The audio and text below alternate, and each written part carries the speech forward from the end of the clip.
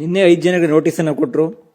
ಇವತ್ತು ಶೀಘ್ರವಾಗಿ ಕ್ರಮ ಆಗತ್ತೆ ಹೇಳುವಂಥದ್ದು ತಮಗೇನಾದರೂ ಅರಿವಿಗೆ ಬಂದಿತ್ತ, ಮಾಹಿತಿಗಳಿದ್ವಾ? ಇಲ್ಲ, ನನಗೇನು ಇದರ ಬಗ್ಗೆ ಅರಿವಿಲ್ಲ. ಆದರೆ ಗೆಸ್ ಮಾಡ್ಬೋದಿತ್ತು, ಒಂದು ಸಾಮಾನ್ಯ ಪೊಲಿಟಿಷಿಯನ್ ಗೆಸ್ ಮಾಡ್ಬೋದು. ನಿನ್ನೆ ಅಷ್ಟು ಶೀಘ್ರವಾಗಿ 4-5 ಜನರಿಗೆ ನೋಟಿಸ್ ಕೊಡಬೇಕಾದ್ರೆ ಬೇರೆ ಎಲ್ಲೋ ಒಂದು ಕಡೆ ಒಂದು ಚಾಟಿ ಏಟು ಬೀಳ್ತದೆ.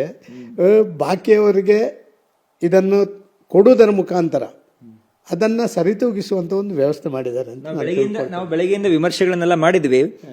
ಪತ್ರಕರ್ತರು ವಿಜೇಂದ್ರ ಅವರಿಗೆ ಪರೋಕ್ಷವಾಗಿ ಎಚ್ಚರಿಕೆಯನ್ನು ಕೊಟ್ಟು, ವಿಜೇಂದ್ರ ಬಣದಲ್ಲಿ ಗುರುತಿಸಿಕೊಂಡಿರುವಂಥ ರೇಣುಕಾಚಾರ್ಯ, ಕಟ್ಟಸುಬ್ರಹ್ಮಣ್ಯ ಅವರಿಗೆ ನೋಟಿಸನ್ನು ಕೊಟ್ಟು, ನಾವು ಯಾವ ಬಣ ಕಡೆಯೂ ಇಲ್ಲ, ನಾವು ಕಾರ್ಯಕರ್ತರ ಬಣದ ಕಡೆಗೆ ಇದ್ದೇವೆ ಹೇಳುವಂಥ ಸಂದೇಶವನ್ನು ಬ್ಯಾಲೆನ್ಸ್ ಮಾಡುವ ನಿಟ್ಟಿನಲ್ಲಿ ನೋಟಿಸನ್ನು ಕೊಟ್ಟಂತೆ ಕಾಣ್ತಾ ಇತ್ತು ಅಲ್ವಾ?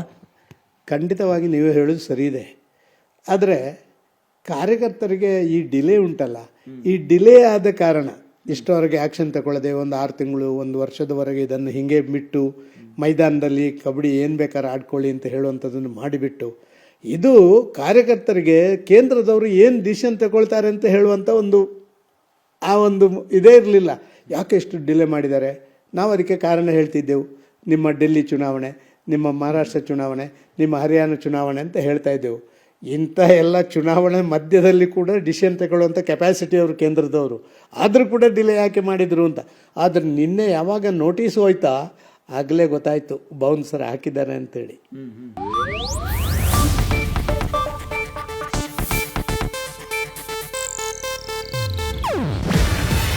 ಇದು ಏಷ್ಯಾನೆಟ್ ನ್ಯೂಸ್ ನೆಟ್ವರ್ಕ್ ಪ್ರಸ್ತುತಿ.